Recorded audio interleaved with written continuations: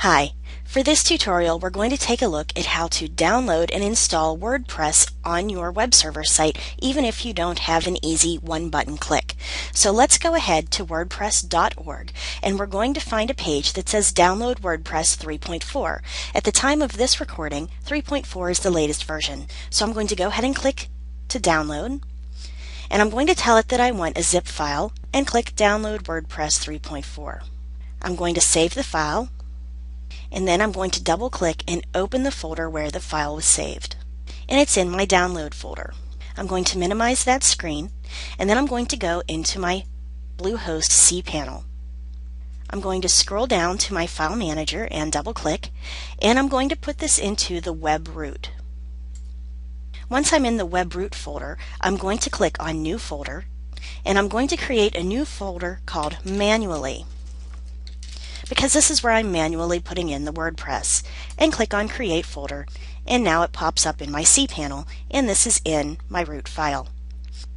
Next, I'm going to reopen the folder where I had saved my WordPress. I'm going to right click, and I'm going to tell it to go into WinZip, and I'm going to extract it into a folder that has my name, Downloads, in WordPress. I like to arrange my files by date modified when I'm doing a job like this. Once I've got it here, I'm going to right click again, and I'm going to click on Add to WordPress.zip. And it's going to add all of those files to a new folder called WordPress.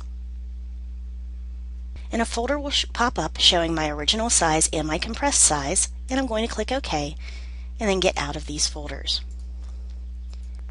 So once I've got that file saved into a zip folder, I'm going to click on my Manually folder, I'm going to click Upload, and I'm going to find the zipped folder that I just made. So I'm going to click on WordPress, and I'm going to tell it Open, and it's going to go ahead and add that whole series of files that are in that folder onto my web server in the Manually folder. So while that's going, it's going to take a while, let's go back into my Bluehost cPanel, and now we're going to build a database. The database is going to be under My SQL Databases. Let me just find it right here. There it is. My SQL Databases. I'm going to double click on that, and I'm going to put the name of the new database in as Manually, and click on Create Database. That database has been made, so I'm going to click on Go Back, and I'm going to go across this database that I made, right click, and I'm going to open up my Notepad++, and I'm just going to go ahead, open up a new folder, and paste that in as the database name. And I'm going to type in there that that's the new database name. Next, I'm going to add a new user. Then it's going to ask you to create a username, and I'm just going to make this imlab2. Now you can only use up to 7 letters or numbers, so you want to make it a good one. Then we're going to click on Password Generator. Once it comes up with a password, we're going to copy it, and we're going to paste that into our Notepad++ file, just so we know that we've got it someplace that it's definitely correct. And then I'm going to tell it that I've copied the password to a safe place and to use the password. And I'm going to tell it to create the user. So it's now added this user and this password, and I'm going to click Go Back. Now I'm going to scroll down again, and I'm going to add this user to a database. So the user is the imlab2, and I want to add this to the Manually database that I just created that is now having all of my files downloaded to it, and click Add. The next page is going to ask for which privileges you want to give this user. Since this user is me, I'm going to click on All Privileges, but you can check any or all of these if you'd like to, and click Make Changes, and click Go Back. Now if you scroll down to our databases, you can see that in my Manually folder, imlab2 is a user. If you want to get rid of any of these usernames, you can just click on the X, or if you want to get rid of the whole database, just click on Delete Database. Alright, so now that we've done that, let's go ahead back out to our cPanel.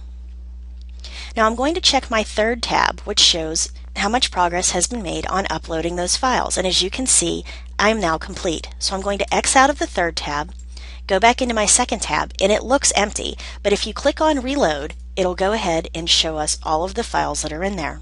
So now I'm going to click on the WordPress.zip file and I'm going to tell it to extract, which is right up here on the right. And this is where I'd like to extract it to, so I'm going to click on Extract Files.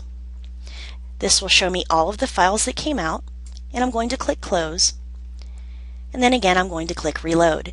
And there they all are, everything from my admin and content pages all the way down. So now my WordPress page is uploaded to my web server. So now to go ahead and install it, I'm going to make a new tab and I'm going to type into here WordPress Tutorial Hub.com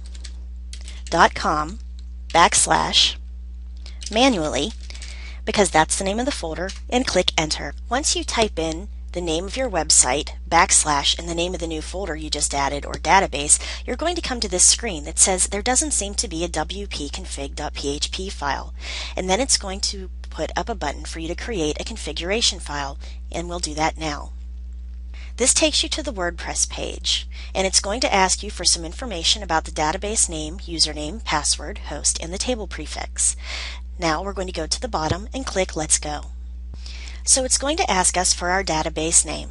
So we're going to go in and we're going to change the database names.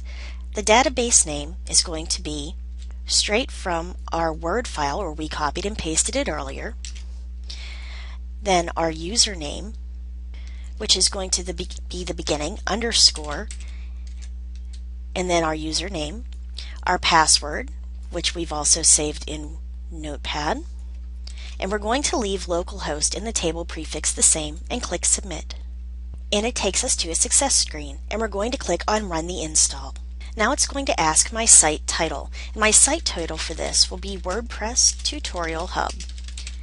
The username we're going to leave as admin right now, and then it wants us to put in a password.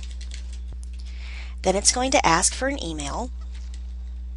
So once you hit the install button at the bottom of the screen, it's going to go ahead and take you through the install process, and then when you go to look on your website, you'll see that it takes you to the WP admin. So mine is WordPressTutorialHub.com / manually / WP admin, and it will ask me to go ahead and sign in with the username admin and then the password that I put in earlier. So that will allow me to get in and start building my WordPress site. So I hope that this was useful to you, and I know that you're going to have a lot of fun with this. So I'll see you at the next tutorial.